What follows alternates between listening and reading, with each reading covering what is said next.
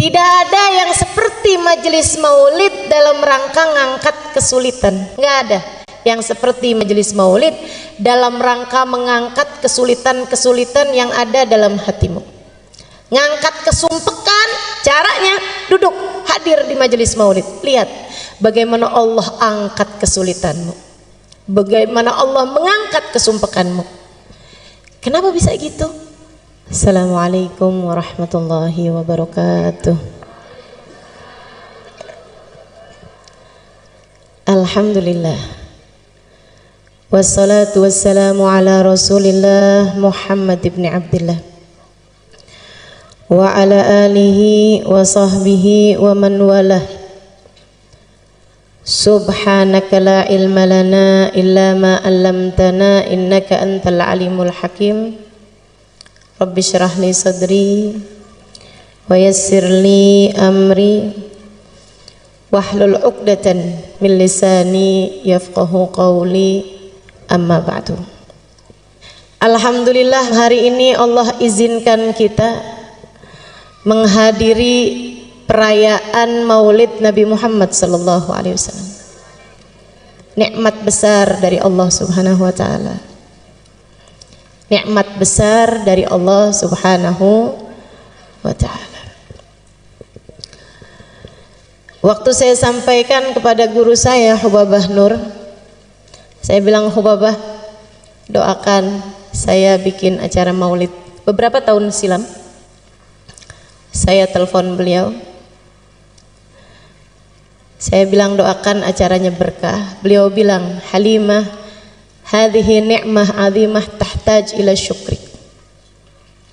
Beliau bilang, Halimah, nikmatnya bisa buat majelis maulid, bahkan nikmat untuk sekedar hadir majelis maulid adalah nikmat besar yang harus disyukuri.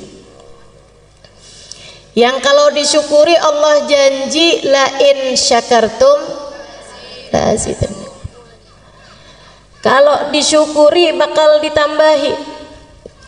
Kalau kita syukuri, kita hargai nikmat kita hadir di majelis maulid, insya Allah Allah tambahi tahun-tahun depan tetap bisa bikin majelis maulid. La in syakartum la azidannakum wala in kafartum.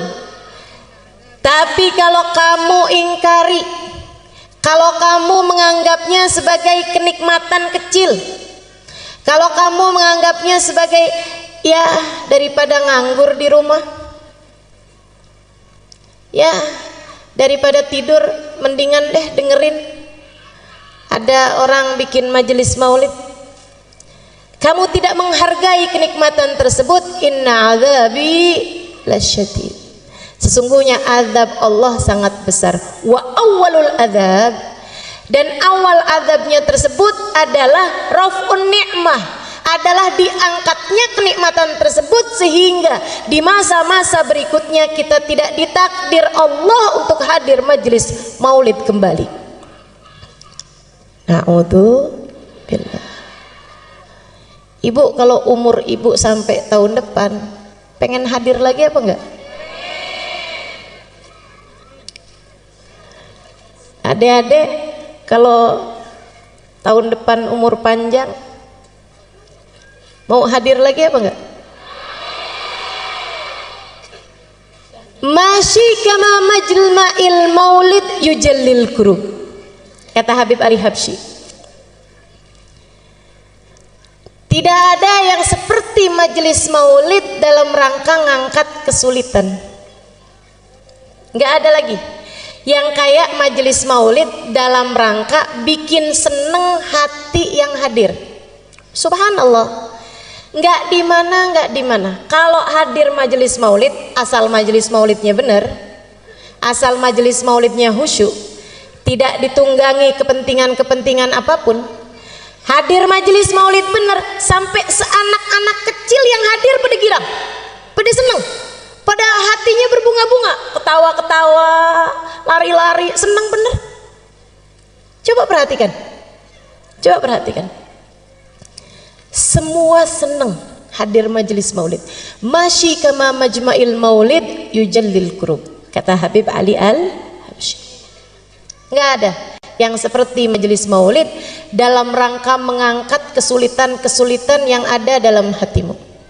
Ngangkat kesumpekan, caranya duduk hadir di majelis maulid. Lihat bagaimana Allah angkat kesulitanmu, bagaimana Allah mengangkat kesumpekanmu. Kenapa bisa gitu? Sebab katanya Nabi Muhammad, inda dzikri salihin tanazzalatir rahmat. Ketika disebut nama orang soleh, kita ngobrol nyebut nama orang soleh, turun rahmatnya Allah. Dan Nabi Muhammad nggak bilang tanzil, tapi tanazzal. Turun berketerusan, turun lagi, disebut lagi, turun lagi, disebut lagi, turun lagi. Rahmatnya Allah berketerusan turun selagi disebut nama orang-orang soleh. Kalau nama orang soleh disebut bisa menurunkan rahmat, bagaimana jika yang disebut adalah ainur rahmatillah, adalah hakikat rahmatnya Allah, yang kata Allah, wa ma arsalnaka illa rahmatan lil alamin. Kami utus engkau wahai Nabi Muhammad sebagai rahmat bagi alam semesta. Jadi begitu disebut nama Nabi Muhammad turun rahmat. Dan tidak ada majelis lebih banyak disebut nama Nabi Muhammadnya daripada majelis maulid. Betul nggak? Belum ya Rabbi salli ala Muhammad, ya Rabbi salli alaihi wasallim, ya Rabbi salli ala Muhammad, ya Rabbi ballighul wasilah, ya Rabbi salli ala Muhammad. Berapa banyak nama Nabi Muhammad disebut-sebut dalam majelis-majelis maulid. Maka teman-teman, saudariku sekalian saya muliakan, majelis maulid nggak ada ceramahnya aja, itu udah menurunkan hujan rahmatnya Allah Subhanahu wa taala. Karena ceramahnya tuh sebenarnya nggak penting. Jadi kalau saya nggak begitu didengerin nggak apa-apa. Kalau nggak usah pakai ceramah sebenarnya juga nggak apa-apa. Cuman kayak rugi gitu ya punya ya. Masya Allah. Masyi kama majma'il maulid yujallil kurub. Dha majma' yahdurhan nabi wa ahlul ghuyub. Sebab di majelis maulid tuh nama Nabi Muhammad disebut-sebut, insya Allah kalau sungguh-sungguh Nabi Muhammadnya hadir. Kata Habib Ali Habsyi, bukan kata saya. Yang ngomong ini orang yang sungguh-sungguh melihat sehingga bisa ngasih tahu kita. Dan Nabi kalau sudah hadir suka ngajak-ngajak. Makanya kata Habib Ali Habsyi, yahdurhan nabi wa ahlul ghuyub. Di majelis maulid dihadirin sama Nabi Muhammad dan dihadirin sama alam barzakh, sama orang-orang yang sudah wafat dari para wali-walinya Allah Subhanahu wa taala. Mudah-mudahan Sayyidah Khadijah berkenan hadir. Mudah-mudahan Sayyidah Fatimah berkenan hadir. Apalagi habis disebut-sebut namanya, natawassal bil hubaba. Siapa tuh hubabanya? Sayyidah Khadijah. Wal batulil mustataba. Siapa tuh al batul? Sayyidah Fatimah Az-Zahra. Sebut-sebut namanya, mudah-mudahan berkenan hadir. Yahdurhan nabi wa ahlul ghuyub. Makanya Sayyid Muhammad bin Alwi bin Abbas Al-Maliki pernah bercerita, dan ini cerita ma'ruf, cerita terkenal, banyak disampaikan sama murid-murid beliau. Katanya Sayyid Muhammad bin Alwi bin Abbas Al-Maliki, satu waktu saya diundang menghadiri majelis-majelis safari dakwah di Afrika. Dia bilang setiap malam pindah-pindah, malam ini di masjid ini, malam ini di masjid ini. Ada satu tempat, satu daerah, saya hadir di majelis tersebut, ada satu orang. Di antara mereka datang majelis maulid dari awal, ya Rabbi sholli ala Muhammad, berdiri sampai selesai majelis. Dalam hati saya mikir, kenapa nih orang mungkin nggak bisa duduk? Sepanjang majelis nggak duduk sama sekali. Tapi Tapi subhanallah begitu selesai majelis, waktunya ceramah, duduk dia. Wah, berarti bisa duduk sebenarnya. Habis selesai majelis, karena semua orang duduk, ada satu orang berdiri dari awal maulid sampai akhir maulid, kan bikin mata pasti akan melihat.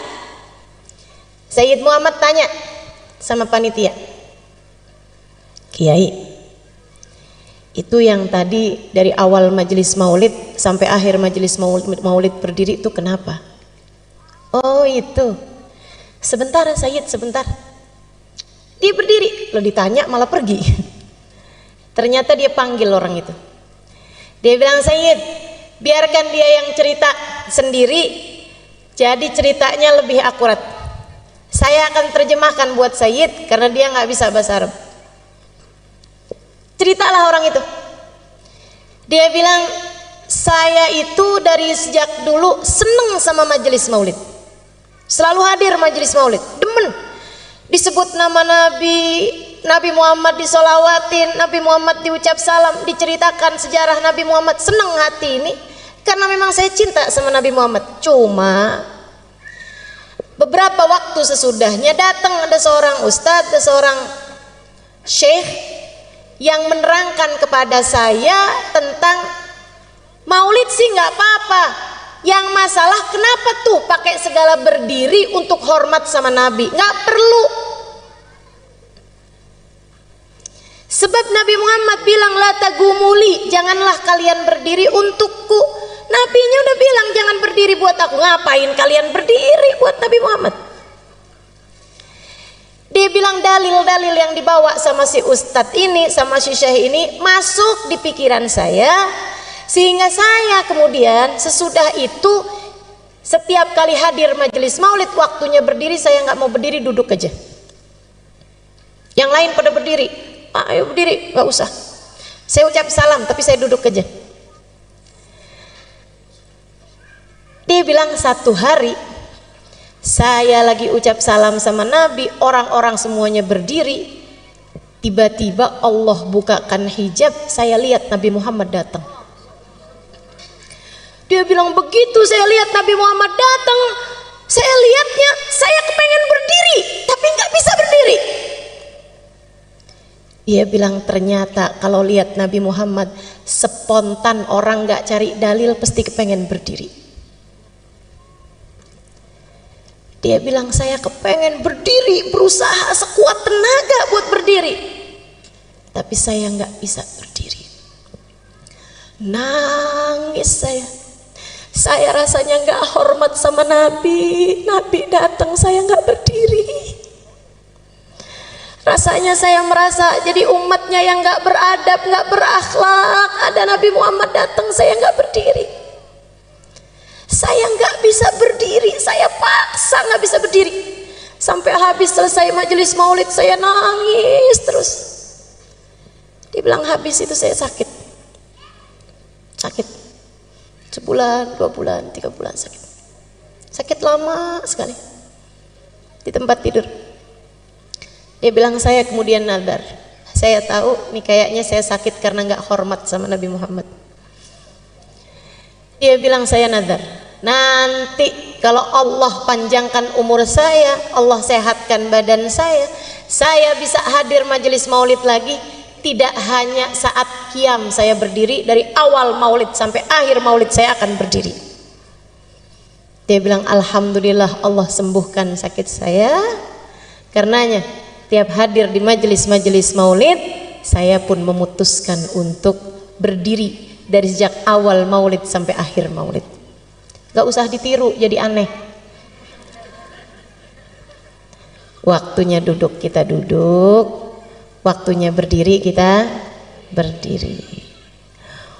Tapi kan saya nggak lihat Nabi Muhammadnya Ustazah, sama. Saya juga nggak lihat. Tapi ulama-ulama bilang, dan saya percaya. Tapi Habib Ali Habsyi bilang, dan saya percaya. Dan lebih daripada semua itu, Nabi Muhammadnya bilang, ma sallama alayya ahadun min ummati illa waraddallahu alayya ruhi hatta aruddu alaihi salam. Hadis riwayat Ahmad, tidaklah umatku mengucapkan salam kepadaku melainkan Allah kembalikan ruhku sehingga aku dapat menjawab salamnya. Nabi udah bilang begitu ya, saya percaya. Karenanya di saat kita baca maulid, waktunya berdiri ucap salam sama Nabi, kita berdiri. Siapa tahu di saat para ulama-ulama kita, di saat orang-orang soleh yang bersama dengan kita, dengan hati bersih mereka dapat merasakan kehadiran Nabi Muhammad, kita pun ikut serta di antara mereka mendapatkan keberkahan Nabi Muhammad. Tidak ada yang seperti majelis maulid dalam rangka mengangkat kesulitan. Dhawakat taubatak yal asi idza batatu, kata Habib Ali Habsyi. Ini adalah waktumu wahai hamba yang penuh dosa untuk bertaubat. Dhawakat taubatak ya syarid idza batau. Ini adalah waktumu wahai hamba yang kabur untuk kembali kepada Allah. Hadir majelis maulid, hadirlah dengan mentaubati dosa. Tempat paling enak buat bikin gugur dosa-dosa. Datang majelis maulid bawa dosa, mudah-mudahan keluar sudah ringan beban dosa di pundak kita. Hadir masih jauh dari Allah, mudah-mudahan keluar dari majelis maulid sudah didekatkan kepada Allah. Hadir majelis maulid belum tercatat sebagai umat yang akan bisa memandang Nabi Muhammad di hari akhirat.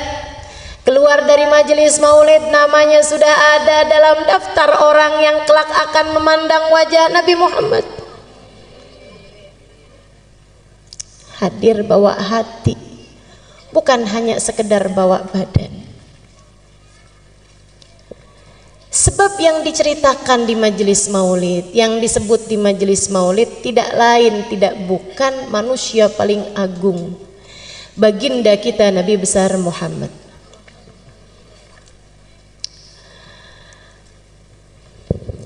Yang sesungguhnya akan diciptakan Allah Subhanahu wa taala sebelum diciptakannya segala sesuatu. Nabi Muhammad sallallahu alaihi wasallam, laula kama khalaqtul aflaq. Andai tidak karenamu wahai Nabi Muhammad tak akan kuciptakan langit bumi dan isinya. Allah dari sejak awal menciptakan kehidupan di dunia ini karena mau mendhahirkan kekasihnya Muhammad sallallahu alaihi wasallam. Tapi karena nabinya tinggal di bumi, diciptakan buminya. Karena nabinya jadi keturunannya Nabi Adam, diciptakan kakeknya duluan. Karena nabinya harus jadi yang paling akhir, sebab yang paling akhir biasanya yang paling bagus. Makanya kemudian diciptakan dulu zaman-zaman awal sebelum didhahirkan cahayanya Nabi Muhammad. Namanya ada di tiang arsy, namanya ada di pintu surga. Bu, itu surga nggak pernah direnovasi loh.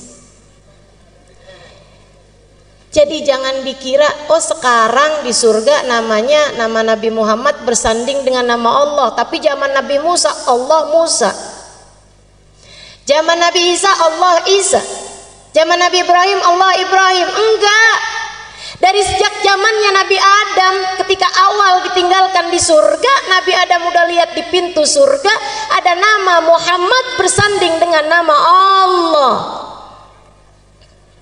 Dan sampai saat itu, sehingga semoga suatu hari kita kelak memasukinya, tetap di pintu surga nama Allah bersanding dengan nama Muhammad. Nggak pernah ada renovasi, nggak pernah ada pembaharuan. Kebayang nggak sih teman-teman, di saat yang lain minta ya Allah masukkan saya ke dalam surga, ya Allah masukkan saya ke dalam surga, Nabi Muhammad namanya di pintu surga. Kebayang nggak betapa tingginya derajat bagindamu Nabi Muhammad sallallahu alaihi wasallam? Di saat yang lain mohon ampunan, ya Allah ampuni, ya Allah ampuni.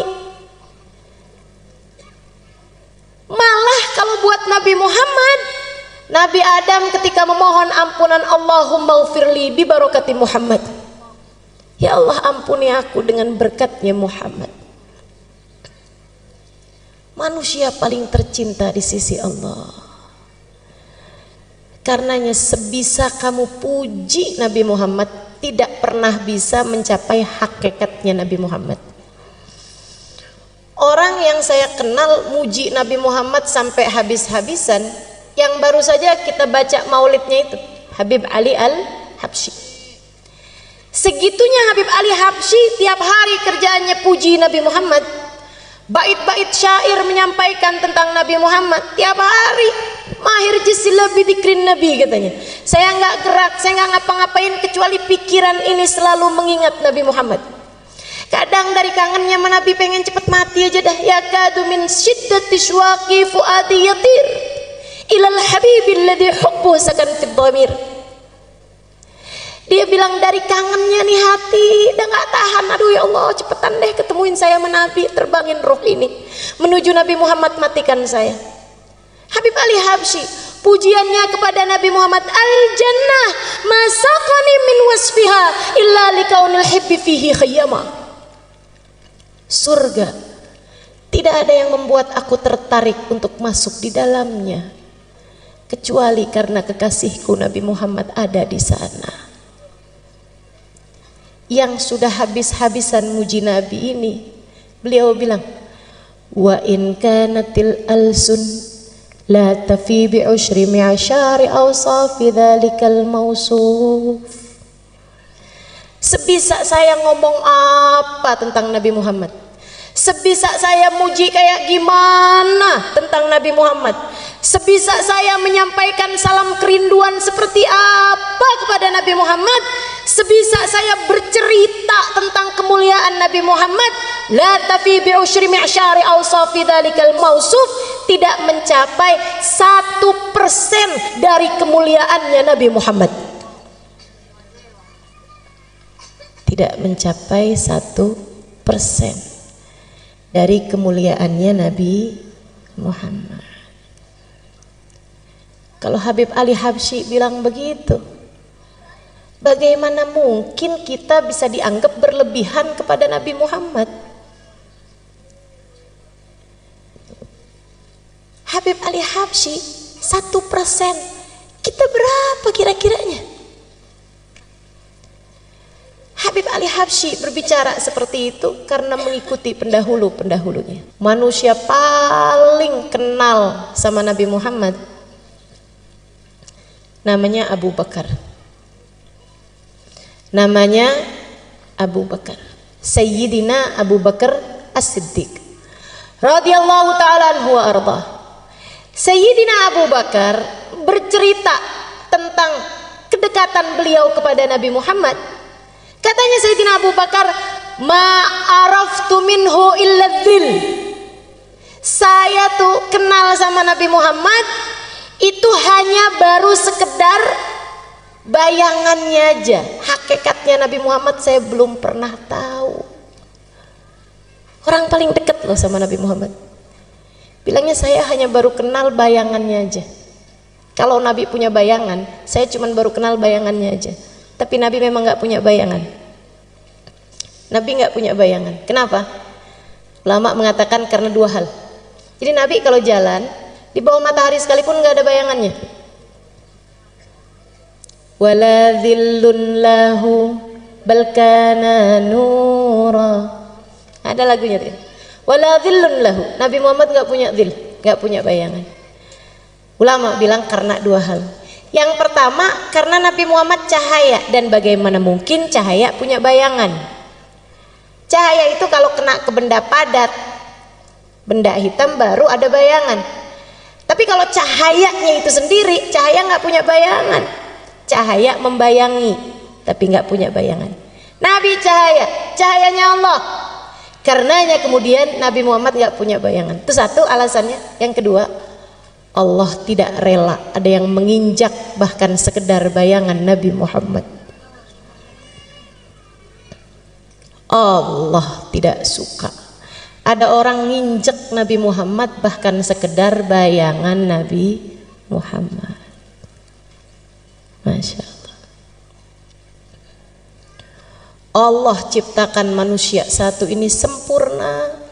Kana sallallahu alaihi wasallam ahsanan nasi khalqan wa khuluqan. Allah jadikan Nabi Muhammad sempurna fisiknya, wa khuluqan, dan akhlaknya. Kenapa sama Allah dibikin sempurna? Biar semua orang pada seneng, buat kangen sama Nabi Muhammad, pengen buat cinta sama Nabi Muhammad. Allah sengaja buat Nabi Muhammad sesempurna-sempurnanya makhluk secara fisiknya. Lam ya'ti basharun ala mithli khalqih fi mahasini nadharihi wa sam'ihi wa nutqih. Qad khalaqahu Allahu ala ajmal surah fiha jami'ul mahasin mahsurah wa 'alaiha maqsurah. Tidak ada orang yang menyamai, mirip aja nggak ada, apalagi sama Nabi Muhammad. Apanya? Fi mahasini nabarihi wa sam'ihi wa nutqih. Dalam ketajaman penglihatannya, dalam kuatnya pendengarannya, dan dalam keindahan ucapannya. Sama Allah matanya Nabi dibikin paling indah dan penglihatannya paling indah. Sama Allah dibikin Nabi Muhammad telinganya bagus dan pendengarannya lebih bagus lagi. Sama Allah dibikin bibir Nabi Muhammad, mulut Nabi Muhammad indah, suara Nabi Muhammad indah, dan ucapan Nabi Muhammad begitu indah. Fiha jami'ul mahasin mahsurah. Dalam diri Nabi Muhammad semua keindahan ada. Jadi kalau kau tanya rambut siapa paling indah, rambutnya Nabi Muhammad.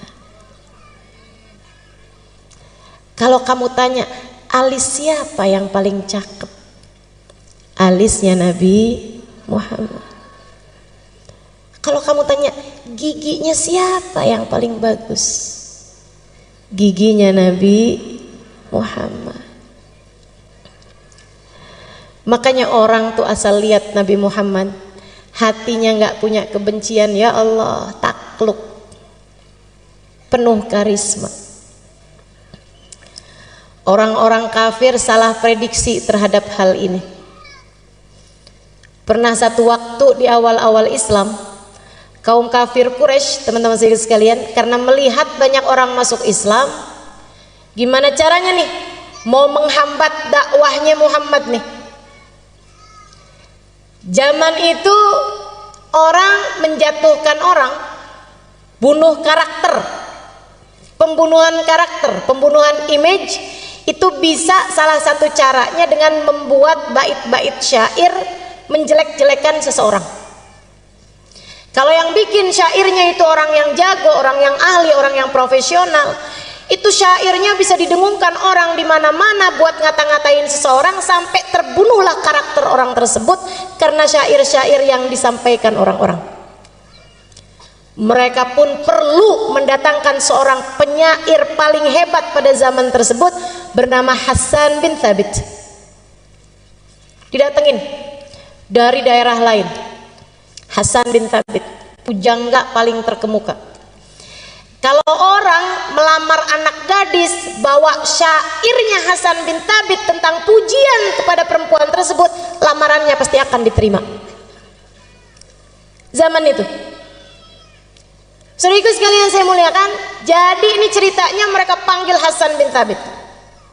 Ketemu sama Umayyah bin Khalaf, Abu Sufyan bin Harb, ketemu sama pemuka-pemuka Quraisy. Hasan, ya, dipanggil, didatangkan, dijemput. Hasan bin Thabit diundang sama pemuka Quraisy. Hasan, Kamu selama ini paling mahal dibayar orang berapa banyak? Mahal teman-teman saya sekalian. Misalnya 100 juta untuk satu syair. Kata mereka, kami akan membayarmu sekarang Hasan 2 kali lipatnya, 200 juta. Oh boleh. Apa nih jobnya nih? Kerjaannya apa nih? Dia bilang, kami minta kamu membuat bait syair, bukan memuji orang tapi jelek-jelekin orang. Oh gampang. Berapa lama kira-kira? Saya perlu lihat orangnya. Berapa lama kamu lihat? Ya, 5 menit, 10 menit. Aib orang udah bisa kelihatan 5 menit, 10 menit. Kekurangan orang, cacat orang udah bisa kelihatan. Jadi teman-teman saudaraku sekalian saya muliakan, kata Hasan bin Thabit, sebentar selesai. Baik kalau gitu. Nih kita bayar kamu 50% dulu, DP setengah, 100 juta bayar. Terima sama Hasan. Dia bilang yang 100 juta lagi sesudah syairmu jadi. Siap. Siapa nih yang saya mau kata-katain? Siapa nih yang saya mau bikin gojlokan hinaan? Ya, bentar lagi orangnya datang. Nabi itu dari dulu istiqomah. Kalau tawaf jam segitu, tiap hari ya jam segitu. Makanya umat Islam ini dikenal disiplin dan istiqomah. Sholat duhur siangnya siang terus, nggak pernah ada ceritanya. Malam-malam sholat duhur. Istiqomah. Nabi Muhammad jam tawafnya orang kafir Quraisy semua udah tahu. Bentar lagi nih dia tawaf nih. Bentar lagi. Tungguin aja. No di sana, no, tungguin. Bentar lagi dia masuk. Oh siap. Siapkan bolpen, siapkan kertas. Hasan bin Thabit tungguin mana dia orangnya. Nggak lama datang Nabi Muhammad. Ya Allah. Hasan bin Thabit lihat Nabi Muhammad. Mudah-mudahan kapan waktu kita bisa lihat Nabi Muhammad. Hasan bin Thabit lihat Nabi Muhammad. Dilihatin sama Hasan bin Thabit. Nabi Muhammad bergerak pelan-pelan. Fa-idza masya faka'annama yanhattu min sabab. Nabi jalannya ringan. Kalau jalan seperti menuruni tangga, bukan seperti naik gunung. Orang kalau jalan naik gunung kan berat. Kalau jalan turun tangga seteringan. Nabi kalau jalan ringan. Dilihatin sama Hasan. Bagus bener nih orang. Dipandangin wajahnya. Pandangin. Dari Hasan duduk nggak puas berdiri. Dideketinya Nabi Muhammad sallallahu alaihi wasallam. Dilihatin mukanya, rambutnya, alfiyul anfi, imiyul fami, nuniyul hajib. Hidungnya kayak huruf alif kecil mancung. Alisnya kayak huruf nun yang terbalik.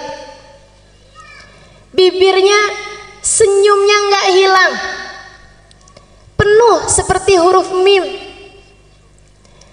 Dipandangin kulitnya yang putih kemerah-merahan, abyadal launi musyarraban bihumrah.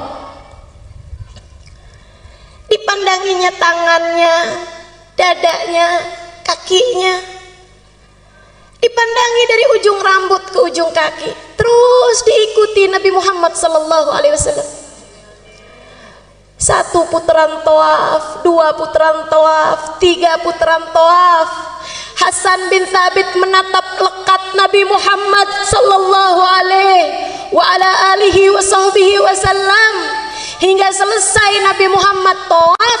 Nabi kemudian keluar dari mataf, dari tempat tawaf, dan tidak terlihat mata kembali. Pulang. Hasan bin Thabit duduk dan menuliskan bait-bait syair. Yang nunggu di bawah bukit Sofa, yes, habis ini ada syair-syair kita punya buat menghina Nabi Muhammad. Kita akan bacain syair itu ke kampung-kampung, kabilah-kabilah. Biar Nabi kalau dakwah ke sana mereka semua sudah punya kalimat-kalimat penolakan, sehingga kayak apapun Nabi Muhammad mereka nggak akan percaya. Lebih percaya sama syairnya Hasan bin Thabit. Hasan bin Thabit habis selesai nulis berjalan menuju mereka. Mereka pada senang semua, siap-siap, siapin 100 juta sisanya. Datang Hasan, dia ambil uang yang sudah ia terima dibalikin. Nih, saya kembalikan uang yang kalian bayar saya. Kenapa gitu? Kata mereka. Karena saya ternyata tidak bisa mengerjakan tugasnya. Saya nyerah. Saya nggak bisa kerjain tugasnya. Kok gitu? Kenapa Hasan? Bukannya gampang kamu nyari kekurangan ini? Gampang kalau orangnya orang lain. Akan tetapi yang ini kalian minta saya mencari kekurangannya. Udah saya liatin dari ujung rambut ke ujung kaki, ujung rambut ke ujung kaki, depan, belakang, kanan, kiri, saya nggak dapetin kekurangannya. Kalian minta saya mencari aib dan celah dari seseorang yang sayangnya tidak diberi aib dan celah oleh penciptanya. Jika dikatakan tak ada gading yang tak retak, ketahuilah gadingnya Nabi Muhammad tidak retak. Jika dikatakan tak ada manusia yang sempurna, ketahuilah kata-kata itu tidak berlaku bagi Nabi Muhammad. Tapi tunggu dulu Hasan, kita lihat kamu tadi ada nulis bait syair. Memang, kata Hasan, memang saya nulis bait syair. Kalau gitu kamu bacain deh. Tapi tidak seperti yang kalian harap, kata Hasan. Nggak apa-apa, udah kadung, pengen denger. Salah juga nih, pengen denger. Saya akhirnya jadi hafal. Gara-gara orang kafir Quraisy pengen denger. Padahal maksud mereka mau menjelekkan Nabi Muhammad, malah akhirnya keluar bait syair yang seperti ini indahnya. Kata Hasan, baik saya bacain, tapi sekali lagi tidak seperti yang kalian harapkan. Nggak apa-apa, bacain aja, udah kadung, terlanjur. Lamma ra'aitu anwaruhu sata'at wada'tu min khifati kaffi ala basari khawfan ala basari min husni suratihi falastu anzuruhu illa ala qadri ruhun minan nuri fi jismin minal qamari kahulyatin nusijat minal anjumiz zuhri. Lama ra'aitu anwaruhu sata'at, ketika aku lihat cahaya itu datang, segera aku letakkan telapak tanganku di mataku. Segera aku tutup mataku dengan kedua tanganku. Kenapa? Khaufan ala basari min husni suratihi. Aku takut kilau cahayanya membuat mataku buta. Falastu anduruhu illa al qadri. Padahal aku hanya bisa melihatnya sekemampuanku, bukan sehakikatnya orang itu. Ruhun minan nur. Yang satu ini bukan manusia, akan tetapi ruhnya terdiri dari cahaya.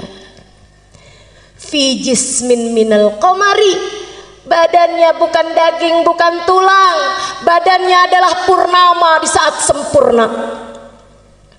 Kahulyatin nusijat minal anjumiz zuhri, memandangnya seperti memandang untayan mutiara yang masing-masingnya terdiri dari bintang paling cemerlang di angkasa. Kata Hasan, dan aku kira orang yang tadi aku lihat pastilah nabi yang diutus kepada umat ini. Maafkan saya, dan saya berterima kasih kepada kalian semua, sebab kalian telah menjadi sarana saya beriman kepada Nabi akhir zaman. Hasan bin Thabit nggak jadi pulang, pergi ke rumah Nabi Muhammad alaihi salam. Di depan Nabi dia bilang, wahai Rasulullah, izinkan aku, ajarkan aku untuk bisa masuk ke dalam agamamu. Nabi jabat tangannya, qul asyhadu an la ilaha illallah wa asyhadu anna Muhammad Rasulullah. Nabi kita, namanya Nabi kan pantasnya ketemu sama umatnya. Namanya umat kan pantasnya diketemuin sama nabinya. Bukan begitu? Mudah-mudahan jangan ada yang terhalang. Mudah-mudahan jangan ada yang terhijab. Mudah-mudahan jangan ada yang tertutup. Mudah-mudahan jangan ada di antara kita yang gak dianggap sebagai umat Nabi Muhammad. Sakit kalau di hari akhirat gak bisa jumpa Nabi Muhammad.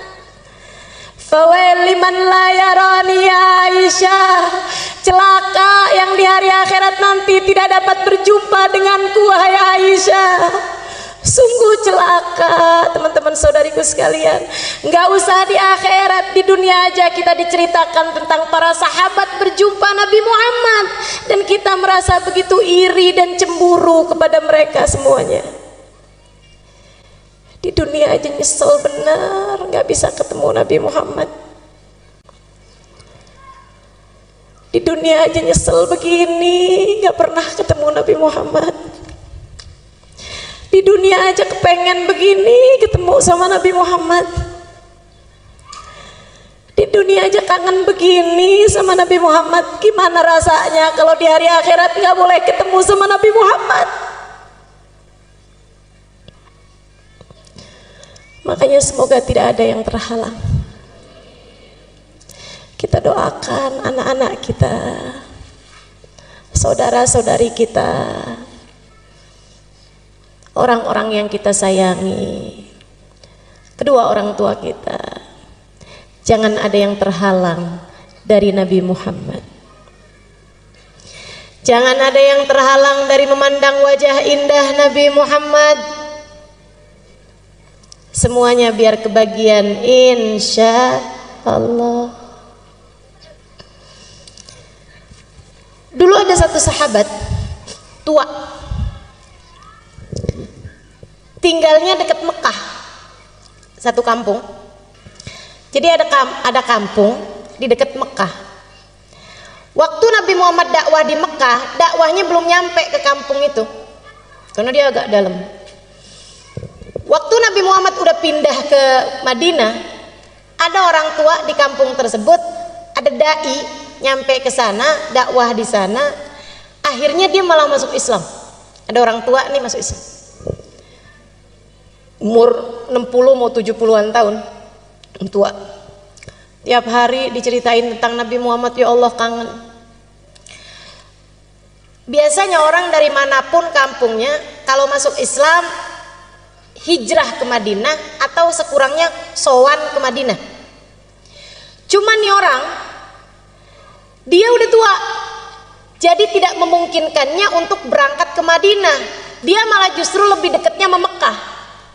Jadi orang pada berangkat ke Madinah, dia nggak kuat kakinya, nggak kuat badannya, tapi pengen ketemu sama Nabi. Ya Allah, kayak apa tuh Nabi?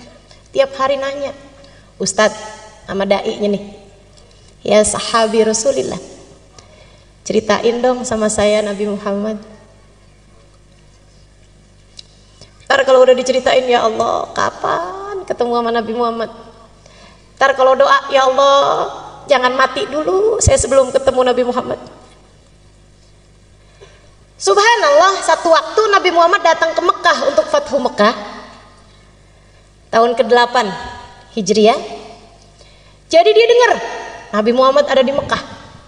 Nabi Muhammad ada di Mekah. Senengnya hati. Jadi Nabi sekarang ada di Mekah nih. Siap-siap. Siap-siap. Minum vitamin, minum madu. Pokoknya siap-siap kuatin badan. Di waktu yang sudah dia atur berangkat. Dari kampung dia ke Mekah. Di jalan mikir, bayangin kayak apa ya Nabi Muhammad, ya Allah, kayak apa Nabi Muhammad. Nabi bikin saya kenal sama Allah. Ya Allah, Allah baik benar. Alhamdulillah ya Allah, alhamdulillah.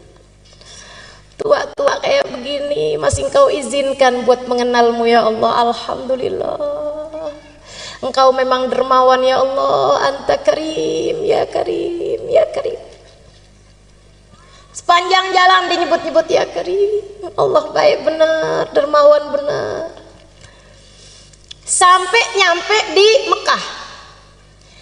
Dia nyampe di Mekah, mikir, ketemu Nabi dulu apa tawaf dulu. Tapi ada aturannya orang, kalau masuk ke Mekah harus dalam keadaan ihram kan gitu ya. Walaupun memang waktu itu belum ada aturan haji, tapi memang di mana-mana tuh orang dari sejak zamannya Nabi Ibrahim masuk Mekah tuh hal pertama yang dilakukan adalah tawaf. Sampai ibadah haji pun, ibadah umroh pun sampai sekarang seperti itu. Ada yang namanya tawaf kudum. Tawaf awal kali masuk ke Mekah. Sebagaimana kalau keluar dari Mekah, hal terakhir yang dilakukan juga tawaf. Namanya tawaf wada. Nah, itu aturan dari sejak zaman dulu. Orang masuk Mekah ya tawaf dulu gitu.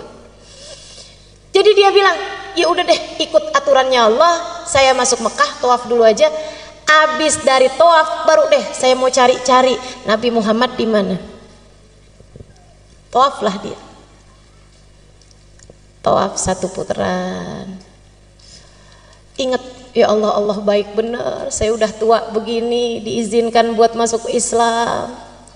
Sebentar lagi diizinkan ketemu Nabi Muhammad. Ya Allah, senang benar. Ya Allah. Dia sambil mikir begitu, di saat tawaf dia bilang, ya Karim.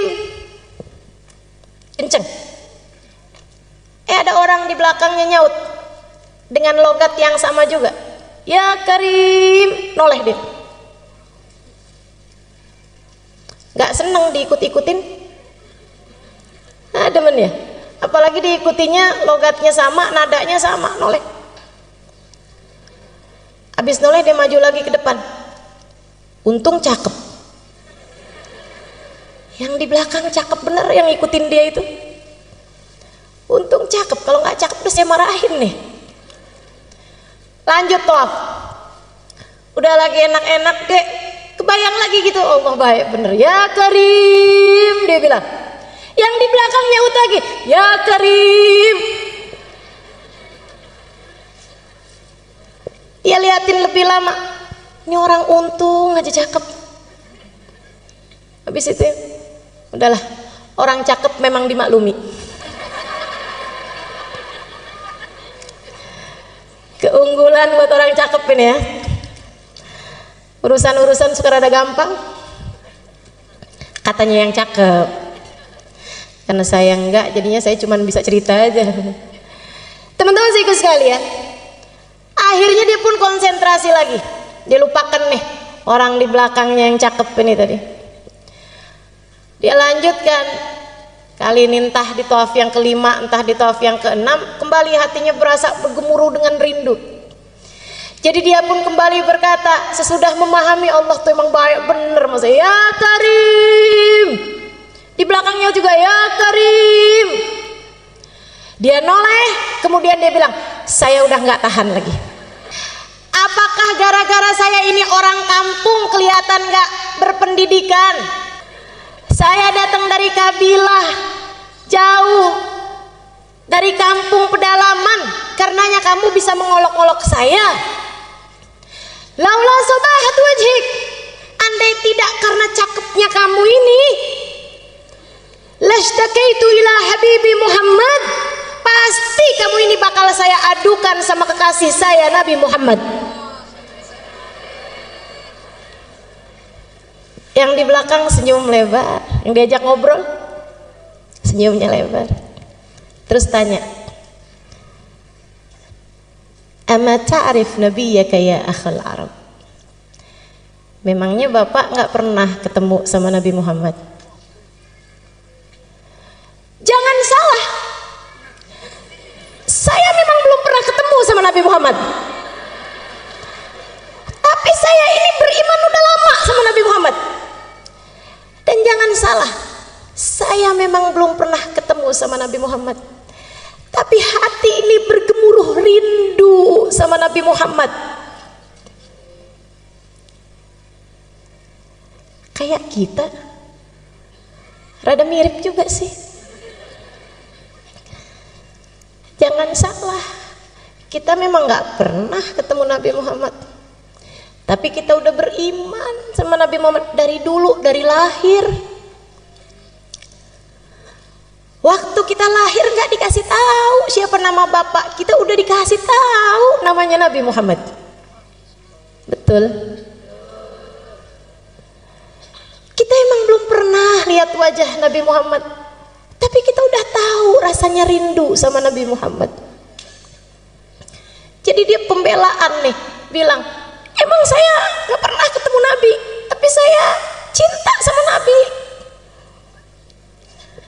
Orang itu senyumnya semakin lebar. Kemudian dia berkata, kalau begitu kenalkanlah Pak, saya Nabi Muhammad.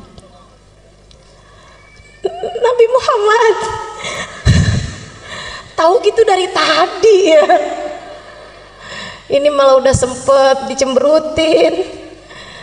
Dia bilang, ya Rasulullah, dipegang tangan Nabi Muhammad, dia ciumin tangan Nabi Muhammad bolak-balik, dipegang Nabi Muhammad, dia usap-usap Nabi Muhammad. Ya Rasulullah, kangen saya kepadamu wahai Rasul, kepengen nyampe di Madinah tapi udah gak kuat, makanya saya tunggu engkau di Mekah, sebab kampung saya dekatnya sama Mekah. Maafkan saya Rasul, nggak ketemu engkau dari dulu-dulu, bukan nggak kangen, bukan nggak rindu, tapi badan ini sudah tidak lagi mampu menanggung lelahnya perjalanan. Diciumin tangan Nabi Muhammad SAW bolak-balik. Nabi kemudian bilang sama dia, jangan Pak, jangan berlebihan sama saya. Tarik tangannya sama Nabi Muhammad. Malaikat Jibril turun. Jangan berlebihan sama saya. Saya ini hanyalah manusia yang diutus sama Allah untuk menyampaikan wahyu. Jangan kamu berlaku seperti ini kepada saya, seperti perlakuan orang Nasrani kepada Nabi Isa. Malaikat Jibril turun. Bukan negur orang Arab ini, bukan negur Badui ini, bukan. Tapi yang ditegur justru Nabi Muhammad. Kamu salah Muhammad. Qad khussista bi khasa'is min indillah. Engkau justru adalah orang yang paling mulia di sisi Allah. Sehingga kalau ada orang salaman bolak-balik padamu itu pantas. Bahkan lebih dari itu pun pantas. Dan sampaikan kepada orang Arab ini, kepada orang Badui ini, pada orang tua ini, jangan dia tertipu dari kedermawanan Allah, sebab Allah maha berkuasa terhadap siapapun. Allah akan menghisab dia atas segala yang telah Allah berikan padanya. Nabi sampaikan, Pak, kata Allah, Bapak jangan tertipu sama kedermawanan Allah, sebab Allah akan bisa menghisab Bapak. Dia bilang, apa sayuhasibuni Allah Ta'ala ya Rasulullah?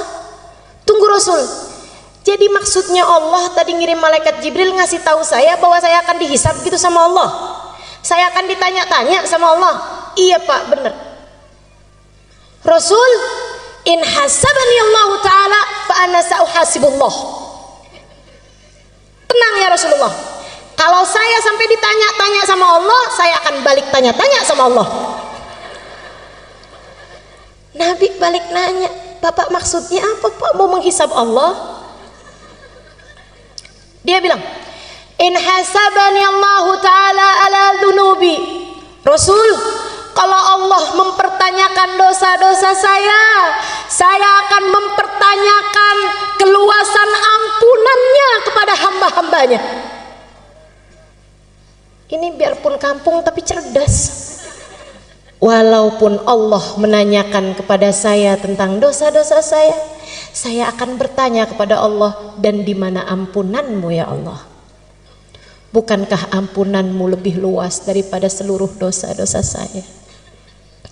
Bukankah kabarnya dosa-dosa meskipun sebesar apapun, seberat apapun dilempar ke dalam lautan ampunan Allah, hanya akan menjadi kalamami, seperti buih-buih di dalam lautannya Allah Subhanahu wa taala. In hasabani Allah, jika Allah menghisab saya atas kesembronoan saya beribadah, atas kekurangan saya dalam segala macam hal, saya akan menghisab Allah Subhanahu wa taala atas luasnya kemakluman Allah Subhanahu wa taala. Allah kan maha maklum, maha afu. Allahumma innaka afuwun karimun tuhibbul afwa. Allah maha memaklumi, Allah maha memaafkan. Kalau Allah menghisab saya atas kekikiran saya kok perhitungan mau ngasih orang, karena memang saya punya sedikit, tapi saya hitung-hitung kalau mau ngasih orang. Dia bilang saya akan menghisab Allah atas kedermawanan Allah Subhanahu wa taala. Nabi nunduk, Nabi nangis. Iya ya, ya Allah, Nabi nangis. Barangkali yang ditangisin sama Nabi saat itu, ya Allah, dosa-dosanya umat saya biarpun banyak, lemparkan ke dalam lautan ampunanmu. Bener nih ya Allah, kalau memang engkau akan menghisab umatku, aku akan mempertanyakan luasnya ampunanmu ya Allah. Nangis Nabi Muhammad. Nabi urusan dosa nangisnya kenceng, kenapa coba? Nabi nggak punya dosa, Nabi tahu itu. Tapi kalau urusan dosa-dosa Nabi Muhammad nangisnya kenceng. Yang dibayangin umatnya nih, para pendosa-pendosa yang nggak berhenti-berhenti bikin dosa terus-terusan. Nabi nangis. Hatta talat lihyatuh, kabarnya sampai basah jenggotnya Nabi Muhammad. Malaikat Jibril turun lagi. Kemudian bilang, ya Rasulullah, kali ini saya bawa pesan dari para malaikat langit. Mereka bilang jangan nangis wahai Rasul, sebab tangisanmu membuat seluruh malaikat di atas langit ikut menangis bersamamu. Jangan nangis wahai Rasulullah. Dan sampaikan kabar gembira dari Allah kepada bapak tua ini. Kata Allah bilang, kalau gitu aku nggak jadi menghisab kamu, biar kamu nggak menghisab aku. Kata Allah, aku tidak akan menghisabmu agar kamu tidak menghisabku. Dan sampaikan pula kabar gembira padanya. Innahu min rufaqaik fil jannah. Bapak tua itu kelak akan bersanding denganmu di surga Allah. Bukan hanya nggak dihisab, akan tetapi dia akan bersama dengan Nabi Muhammad kelak di surga. Saya dengar cerita ini, ya Allah, walaupun kita nggak ada jaminannya, tapi kan kita kepengen juga. Karenanya kita minta sama Allah di malam mulia 12 Rabiul Awal. Kita minta sama Allah, ya Allah, ya Allah, ya Allah. Mata ini memang tidak pernah melihat Nabi Muhammad, tapi mata ini pernah menangis rindu kepada Nabi Muhammad. Maka jangan halangkan perindu dari yang dirindui, ya Allah. Jangan halangkan perindu dari yang dirindukan. Izinkan kami berjumpa Nabi Muhammad, ya Allah. Perkenankan mata kami memandang Nabi Muhammad, ya Allah. Kumpulkan kami bersama Nabi Muhammad, ya Allah. Kama ma jama'tana fi hadad dar. bimunasabati maulidin Nabi sallallahu alaihi wasallam, bimunasabatil mahabbah lin Nabi sallallahu alaihi wasallam. Ijma'na ghadan fi dari karamatik ma'ahu ya Allah. Sebagaimana Engkau telah mengumpulkan kami dalam rangka merayakan maulid Nabi Muhammad, Engkau telah kumpulkan kami dalam rangka mencintai Nabi Muhammad.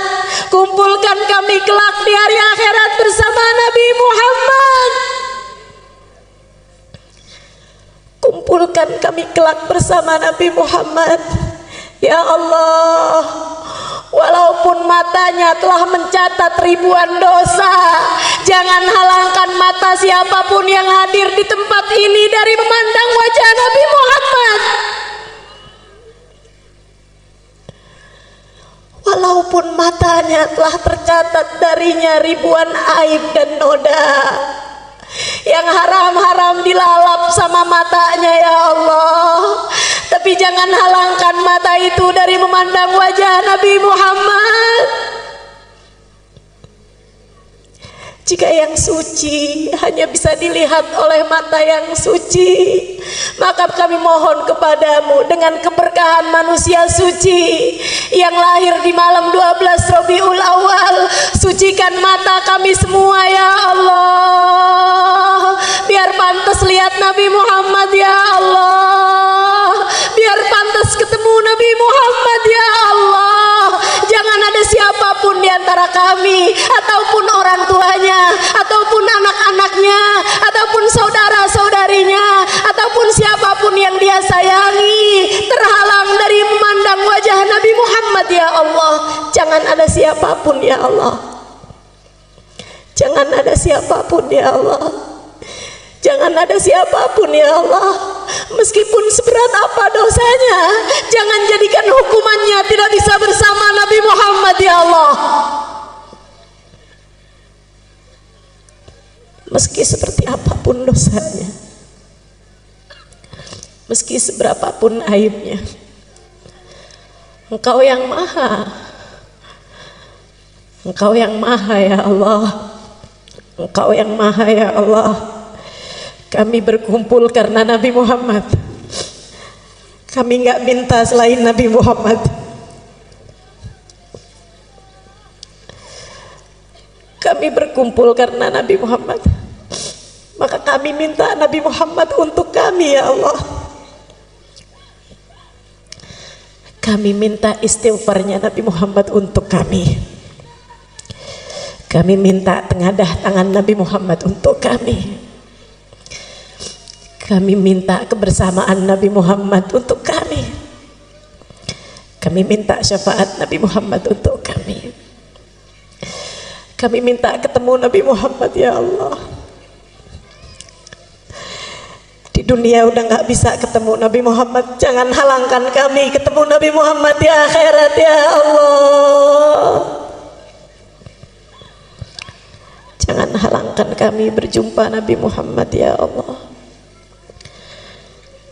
Allahumma ya Allah, kabulkan hajat kami.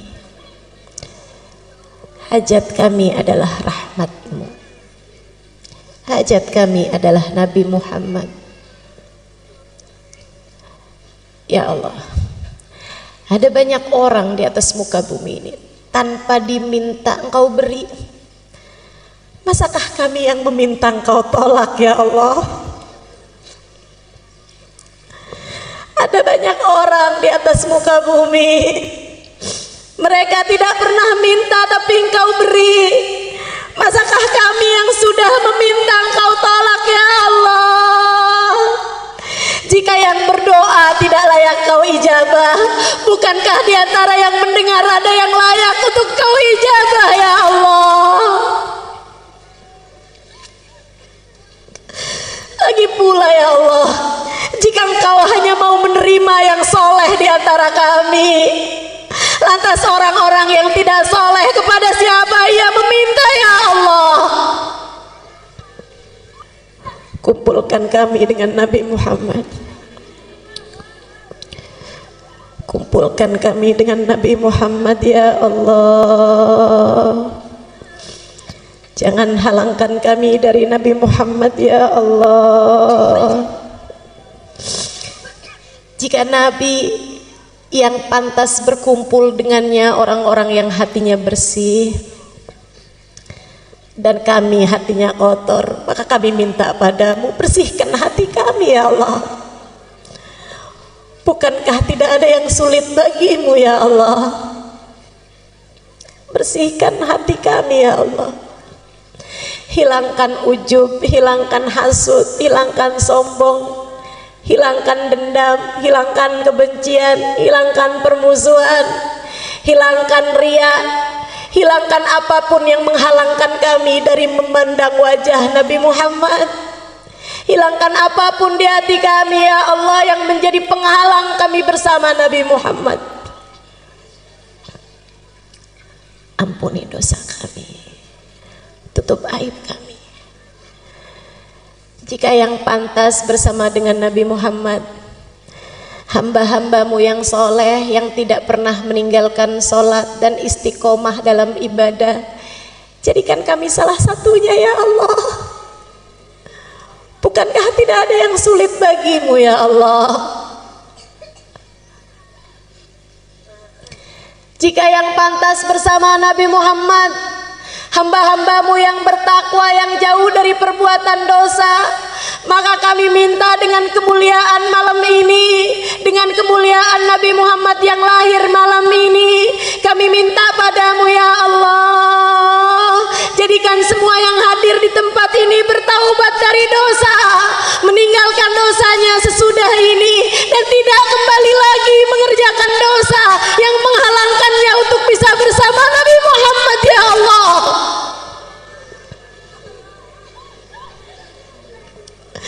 Jangan ada siapapun di antara kami anak durhaka sama orang tua. Kami tahu anak durhaka tidak akan bersama Nabi Muhammad.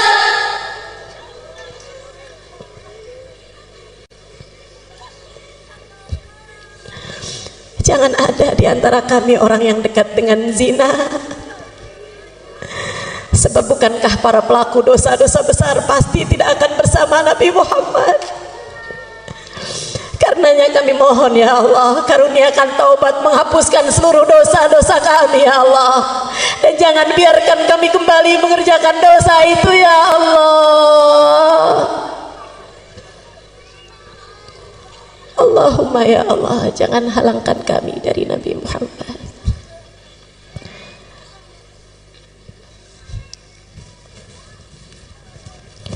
Rabbi faj'al mujtama'na ghayatu husnul khitam wa'atina ma qad sa'alna min atayakal jizami wakrimil arwaha minna biliqa khairil anami. Rabbana taqabbal minna innaka antas sami'ul alim, tub alaina innaka antat tawwabur rahim. Da'wahum fiha subhanakallahumma wa tahiyyatuhum fiha salam. Akhir da'wana anil hamdulillahi rabbil alamin. Barakatin Nabi. Al-Fatihah.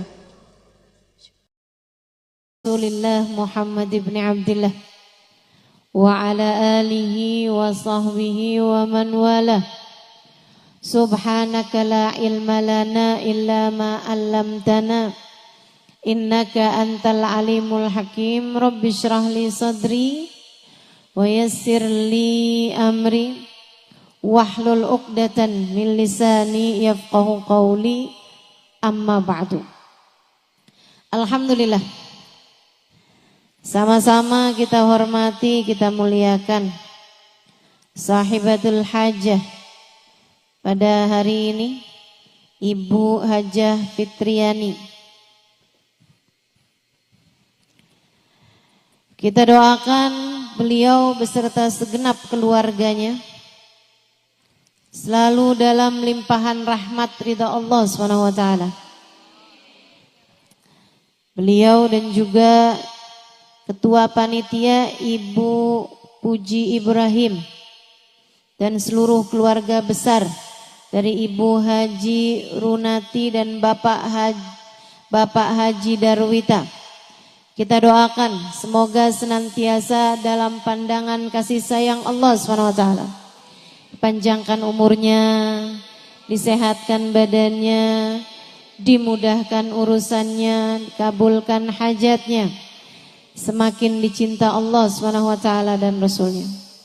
Para ustazah bil khusus Ummah Iha, kita doakan semoga selalu dalam pandangan kasih sayang Allah SWT. Para hubabah, para syarifah, para bunyai, pimpinan-pimpinan pondok pesantren, pimpinan-pimpinan majelis ta'lim, yang mudah-mudahan semuanya selalu berada dalam keberkahan, dalam limpahan rahmat ridha Allah Subhanahu wa taala, serta tentu saja dirimu yang hadir di majelis ini, baik ibu-ibu, kakak-kakak, adik-adik, anak-anak, semoga semuanya dirahmati Allah. Semoga semuanya disayang Allah. Semoga semuanya disayang Rasulullah. Semoga semuanya hidupnya dikaruniai kebahagiaan, matinya dikaruniai husnul khatimah. Di akhirat nanti Allah masukkan ke dalam surga di bawah bendera baginda Nabi besar Muhammad sallallahu alaihi wa alihi wasallam, insyaallah. Amin ya rabbal alamin. Bu, Kak, enggak pandang umur, kita semuanya bakalan mati. Betul? Kadang-kadang yang kita kira umurnya masih bakalan panjang, ternyata enggak begitu. Ini zaman-zaman akhir nih, zaman musim mati mendadak. Pernah enggak ketemu orang, baru beberapa hari dengar kabar orang itu meninggal dunia? Pernah? Enggak terima berapa hari, kadang baru beberapa jam. Kita ketemu sama dia kayak baik-baik aja gitu. Enggak lagi terbaring sakit, enggak lagi kenapa-napa. Tiba-tiba subhanallah, subhanallah. Ajal memang begitu dekat. Kita dengar kabar dari masjid, ternyata orang tersebut meninggal dunia. Wal mautu aqrab min ahadikum min syirakin na'lih. Kata Nabi Muhammad, kematian sangat dekat dengan seseorang di antara kalian. Kita nih, kata Nabi Muhammad, dekat banget memati. Aqrab gharibin yuntadhar. Katanya Imam Al-Ghazali, perkara gaib yang paling dekat, aqrab ghaib yuntadhar, adalah kematian. Ibu-ibu saudaraku sekalian yang saya muliakan, enggak pandang umur, enggak pandang waktu, enggak pandang sehat. Enggak. Kita dengar semuanya kabar-kabar itu. Dan Bu, sebagaimana kamu dengar kematian orang-orang yang bahkan terkadang mendadak, bisa jadi kematianmu pun juga demikian adanya. Mungkin seseorang di antara kita, ada yang udah kain kafannya tuh udah siap di toko. Beberapa hari lagi bakal dibeli sama keluarga kita. Bisa jadi. Bisa jadi saudaraku sekalian. Nih hari ini hadir, beberapa hari kemudian dengar kabar. Yang hadir kemarin itu ada yang meninggal dunia. Kita nggak pernah tahu. Nggak pernah tahu. Karenanya dengerin saya. Hal paling kamu perlukan ketika kamu mati. Hal yang pasti kamu perlukan di saat kamu mati. Ada dua hal aja, Bu. Kamu pasti perlu itu. Sebenarnya bahkan dari saat hidup di dunia ini kamu udah perlu dua hal tersebut. Tapi kita suka ingkar. Kita suka kemana-mana. Kita kirain kita nggak perlu. Padahal sebenarnya kita perlu. Kita kirain kita perlunya duit di atas semuanya. Padahal nggak gitu. Kita lebih perlu dua hal ini daripada apapun aja. Dunia sebelum akhirat. Hidup sebelum mati. Tapi terasanya justru sesudah datang ajal menjemput kita. Betapa perlu sekali kita sama dua hal ini. Apa itu? Satu, rahmat. Dua, syafaat. Satu apa tadi? Dua apa tadi? Kita perlu rahmatnya Allah. Kita perlu syafaatnya Rasulullah. Kamu perlu rahmatnya Allah. Kamu perlu syafaatnya Nabi Muhammad. Orang tuamu perlu rahmatnya Allah. Orang tuamu perlu syafaatnya Rasulullah. Anakmu perlu rahmatnya Allah. Anakmu perlu syafaatnya Rasulullah. Suamimu juga, saudaramu juga. Tidak ada yang lebih kamu perlukan, Dek. Tidak ada yang lebih kamu perlukan daripada rahmatnya Allah dan syafaatnya Rasulullah. Saya perlu biar cepat lulus sekolah, Ustazah. Iya betul.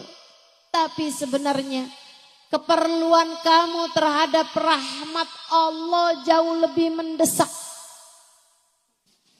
Keperluan kamu terhadap syafaat Nabi Muhammad jauh lebih mendesak. Saya perlunya sekarang sama jodoh, Ustazah. Saya udah usia hampir 30 tahun. Teman-teman saya udah pada mulai gendong anak. Sebagian malah udah mulai gandeng anak. Sebagian malah udah ada yang anaknya lulus SD, Ustazah.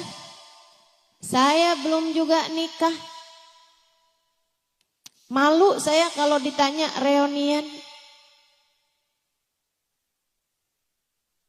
Kamu ngerasa yang paling kamu perlukan adalah jodoh, enggak gitu. Enggak gitu. Yang paling kamu perlukan adalah rahmatnya Allah dan syafaatnya Rasulullah. Ini di dunia. Apalagi ntar di saat kamu mati. Apalagi ntar di hari akhirat. فَأَمَّا الَّذِينَ ابْيَضَّتْ وُجُوهُهُمْ فَفِي رَحْمَةِ اللَّهِ هُمْ فِيهَا خَالِدُونَ. Kata Allah dalam Al-Quran, orang yang nanti di padang mahsyar wajahnya putih berseri-seri. Di saat sebagian wajah yang lain ada yang dihitam legamkan, bahkan banyak di antara mereka yang wajahnya diserupakan dengan wajah binatang. Orang-orang yang wajahnya putih berseri-seri penuh dengan kegembiraan. Fafi rahmatillah. Mereka adalah orang yang meraih rahmatnya Allah. Mereka adalah orang-orang yang berhasil mendapatkan rahmatnya Allah. Di akhiratnya Bu, saat yang lain wajahnya ketakutan, Saat yang lain wajahnya hitam legam. Orang-orang yang mendapatkan rahmatnya Allah, wajah mereka putih berseri-seri. Di akhirat nanti, di padang mahsyar nanti, kamu sangat perlu rahmatnya Allah. Ustazah, apa sih rahmat itu? Rahmat itu sayang, kasih sayang dari Allah Subhanahu wa taala. Kamu perlu kasih sayang Allah. Bu, ibu sayang gak sama anaknya? Dan saya tahu ketika ibu sayang sama anak ibu, di saat ibu punya makanan anak ibu suka aja, ibu akan rela memberikan makanan tersebut kepada anak ibu. Betul begitu? Sampai anaknya bilang, tuh mah makanannya masih ada. Oh udah mama udah kenyang, kamu aja. Padahal kamu masih pengen. Tapi kamu bisa berkata seperti itu. Kenapa? Sayang. Kamu sayang sama anak kamu. Kamu kalau sayang sama anak kamu mainan api sampai kemudian deket-deket sama kebakar. Apa yang akan kamu lakukan? Dengan sedaya upaya kamu akan menyelamatkannya. Gak boleh ada yang gangguin dia saat dia masih bayi. Kalau lagi banyak nyamuk, kamu akan kasih tutupan biar nggak digigitin nyamuk. Kalau ada nyamuk deketin dia, sakit hati kamu. Kamu rasanya mau bilang sama nyamuk, kamu gigit anak saya gigit loh. Sayang. Kita kalau sayang, kita tahu apa yang akan kita lakukan. Ibu, walaupun kita nggak punya segalanya, tapi apa yang kita punya, kita akan dahulukan anak kita karena kita sayang sama dia. Kita aja gitu, apalagi Allah. Allah Bu, kalau udah sayang sama kamu, dimuliakannya hidupmu, dimudahkannya urusanmu. Apapun yang kamu mau. Saya sering dengar orang bilang, buat orang yang saya sayangi apa juga saya kasih. Allah gitu. Buat hambanya yang Allah sayangi, apapun bakal Allah kasih. Seolah Allah berkata, buat kamu apa sih yang enggak? Ketika ada seorang perempuan berumah tangga sama suaminya, sama anaknya. Andai pun dia gak secantik perempuan yang lain. Andai pun dia gak sepinter perempuan yang lain. Andai pun dia gak seenak perempuan yang lain masakannya, makanannya. Tapi kalau dia disayang sama Allah Subhanahu wa taala, Bu, Allah akan buat hati suaminya tidak berpaling dari mencintainya. Dan kalau sudah hati suaminya Allah jadikan menghadap kepada perempuan tersebut, hati suaminya menyayangi perempuan tersebut, yang lain bisa apa? Betul gak? Betul gak? Biar digodain sama perempuan kayak gimana pun, kalau Allah yang buat hati suaminya tidak berpaling dari dirinya karena Allah sayang sama dia. Ibu-ibu saudaraku sekalian, enggak ada apapun dan siapapun yang bisa memalingkan hatinya. Kamu mau apa? Saya ustazah, yang penting nih bisa nyekolahin anak di pondok pesantren. Saya janda nih ustazah. Suami saya udah meninggal. Saya setengah mati susah nyariin nafkah buat dia. Bu, lebih daripada kamu perlu nafkah buat anakmu, kamu perlu rahmatnya Allah. Begitu kamu dirahmati oleh Allah SWT, Allah akan mudahkan urusan kamu. Allah bakal mudahkan, digampangin rezekinya, dimudahkan jalannya. Anaknya juga yang di pesantren jadi gampang terima ilmu. Jadi akhlaknya bagus, pelajarannya masuk. Kenapa begitu? Karena ibunya wanita yang dirahmati Allah. Makanya kalau kamu sayang sama diri kamu, kalau kamu sayang sama anak-anak kamu, dua hal ini Bu kamu mesti dapat. Rahmatnya Allah, syafaatnya Rasulullah. Rahmatnya Allah dan syafaatnya Rasulullah. Kamu mesti dapetin kalau kamu sayang sama diri kamu. Dan kamu kepengen hidup kamu dalam keadaan mudah, dalam keadaan lancar semua urusan, dalam keadaan sehat-sehat, baik-baik, hatimu imannya terjaga. Kamu perlu dapat rahmatnya Allah Subhanahu wa taala.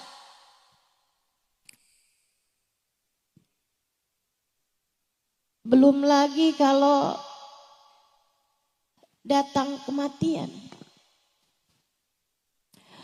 Allah kalau udah sayang sama seseorang, mudah bagi Allah untuk berkata kepada malaikat Israel saat mencabut nyawa hamba terkasih tersayang di sisinya. Israel, pelan-pelanlah dalam mencabut nyawanya. Sebab dia adalah hamba yang aku sayangi, maka sayangilah dia. Malaikat Israel pun tunduk patuh kepada Allah. Nyabut nyawanya perlahan-lahan. Gak disakitin, apalagi digemesin. Ada banyak orang-orang yang ketika nyawanya dicabut, malaikatnya gemes. Nih dia nih orangnya nih. Maksiat aja kerjaannya, dosa aja terus-terusan. Nyakitin hati orang aja nih. Nih dia nih, sholat ditinggal, ibadah tinggal, kerjaannya utang mulu.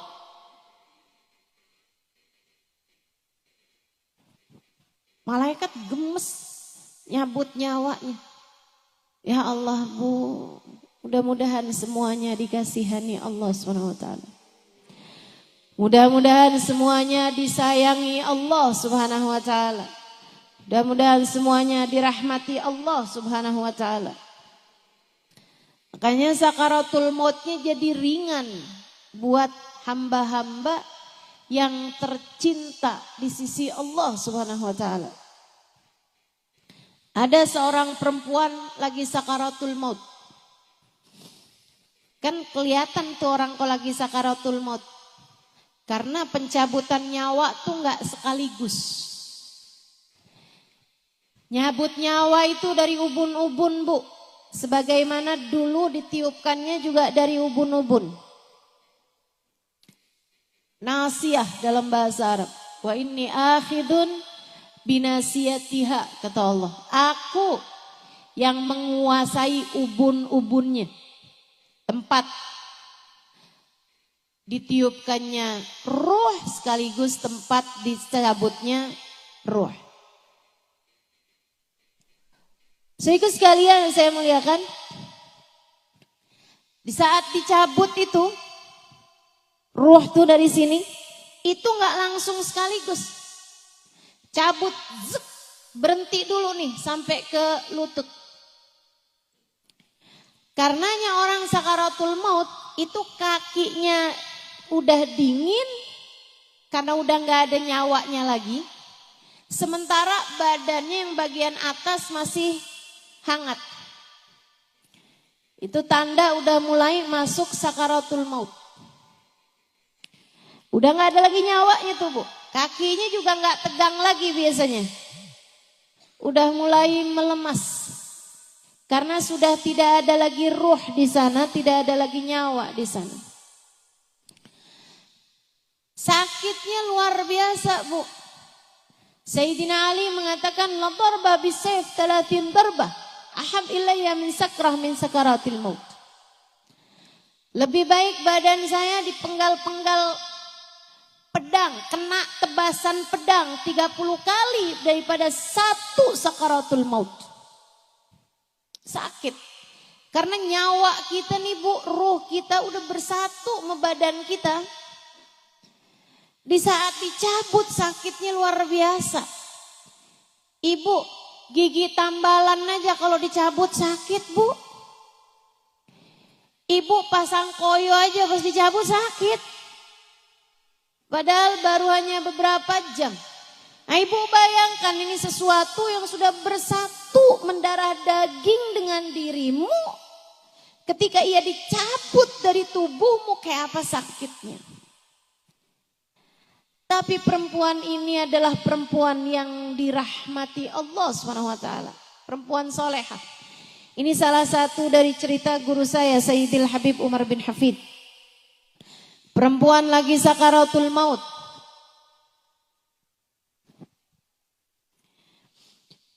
Karena dia adalah perempuan solehah, dicinta sama keluarganya. Anak-anaknya pada nangis. Suaminya pada nangis, mantu-mantunya pada nangis, cucu-cucunya pada nangis sekitar dia nih. Nah kalau lagi sakaratul maut tuh kadang-kadang ntar hilang, ntar sadar gitu kan. Dia kembali tersadar. Dia liatin keluarganya pada nangis semuanya. Dia kemudian bilang, ngapain kalian pada nangis?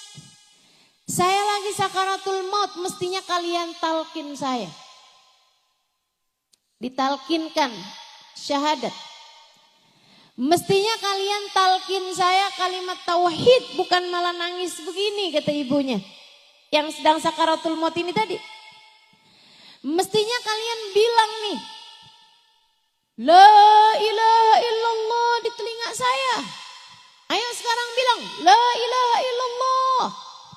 Anak-anak, mantu, cucu semuanya pada jawab, la ilaha illallah. Lagi, la ilaha illallah. La ilaha illallah. Lagi, la ilaha illallah.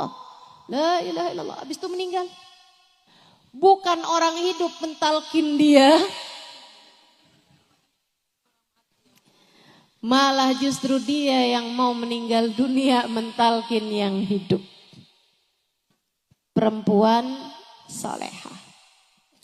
Perempuan yang disayang sama Allah Subhanahu wa taala.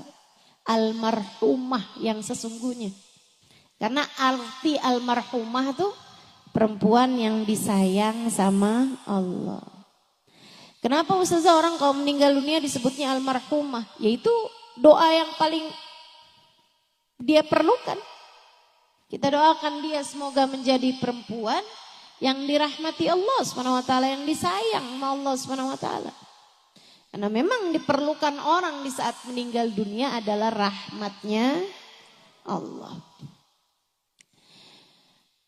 Sebaliknya Bu, mau sekaya apapun orang, mau sehebat apapun orang, mau sepinter apapun orang, mau dicintanya kayak gimana, kalau udah sakaratul maut ibu-ibu sekalian dan dia ternyata tidak dirahmati Allah Subhanahu wa taala, naudzubillah min dzalik, naudzubillah min dzalik. Kesian.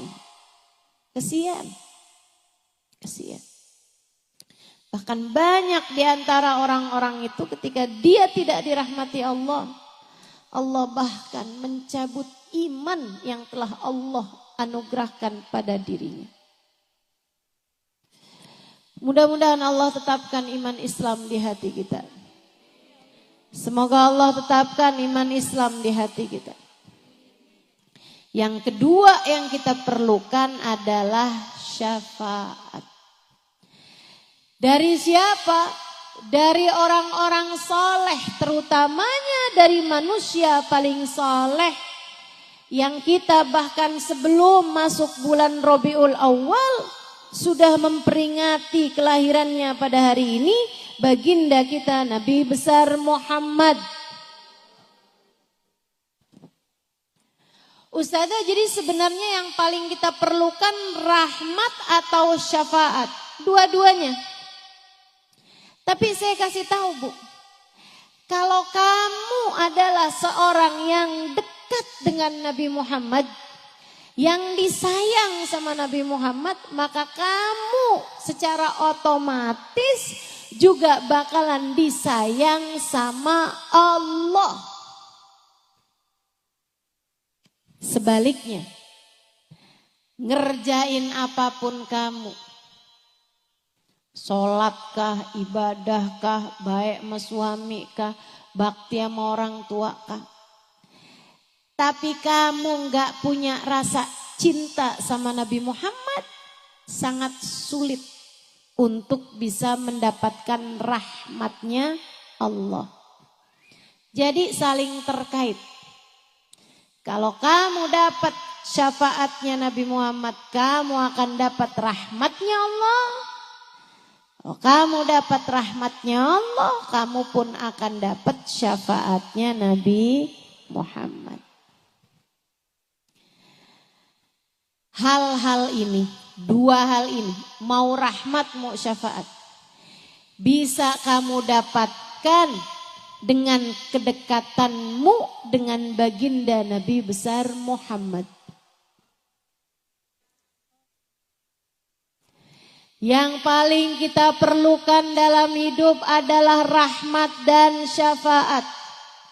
Dan keduanya bisa kamu dapatkan dengan kedekatanmu dengan bagindamu Nabi besar Muhammad sallallahu alaihi wa ala alihi wasallam. Dan kita nih sekarang berada di hari-hari menjelang masuk Rabiul Awal. Bu, Kak, guru saya Sayyidil Habib Umar bin Hafid mengatakan, kata beliau, tidak ada waktu yang lebih cepat mendekatkan kita dengan Nabi Muhammad daripada bulan Rabiul Awal. Kenapa? Sebab bulan Rabiul Awal Allah pilih sebagai bulannya Nabi Muhammad. Nabi Muhammad lahir Rabiul Awal, Nabi Muhammad diutus Allah bi'tsah Rabiul Awal, Nabi Muhammad hijrah Rabiul Awal, Nabi Muhammad pun juga wafat pada bulan Rabiul Awal. Semuanya Allah kasih kepada Nabi pada bulan Rabiul Awal. Emang jadi bulannya Nabi Muhammad. Karenanya ibu-ibu sedikit sekalian, ini mumpung nih ada waktunya buat persiapan. Dari sejak awal maulid kita udah tahu nih mesti ngapain aja. Sehingga mudah-mudahan tidak berlalu bulan Rabiul Awal kecuali dapat mendekatkanmu dengan Nabi Muhammad. Semoga Rabiul Awal ini enggak pergi kecuali sesudah kamu punya nama berada dalam daftar nama umat yang akan disyafaati Nabi Muhammad. Mudah-mudahan enggak jalan nih bulan Rabiul Awalnya, melainkan kita pun juga berjalan menuju Nabi Muhammad sallallahu alaihi wasallam. Semoga hari-hari di bulan Rabiul Awal mendekatkanmu kepada Nabi Muhammad. Bu, Kita nggak tahu bahkan Rabiul Awal ini nyampe apa enggak. Tapi udah di depan mata, mudah-mudahan nyampe. Amin. Mudah-mudahan umur kita masih akan panjang. Habis Rabiul Awal, habis Rabiul Tsani insyaallah. Mudah-mudahan umur kita masih akan disampaikan Allah Subhanahu wa taala. Ibu-ibu sekalian, mungkin ada Rabiul Awal tahun kemarin. Datang Rabiul Awal, datang Rabiul Tsani, keluar Rabiul Awal, keluar Rabiul Tsani, tidak mendekatkanmu kepada Nabi Muhammad. Dan itu akan jadi penyesalan bagimu. Terutama apabila di tahun ini pun juga kamu hanya akan melewati bulan ini begitu saja. Tanpa mendekatkanmu kepada Nabi Muhammad. Bakal jadi penyesalan, Bu. Bakal